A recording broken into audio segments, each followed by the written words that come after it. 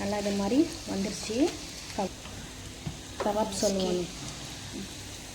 சொல்லுவோம் நம்ம கைமா கபாபு. இதுக்கு நாங்கள் சேமியாலாம் சாப்பிடுவோம். இடியாப்பம்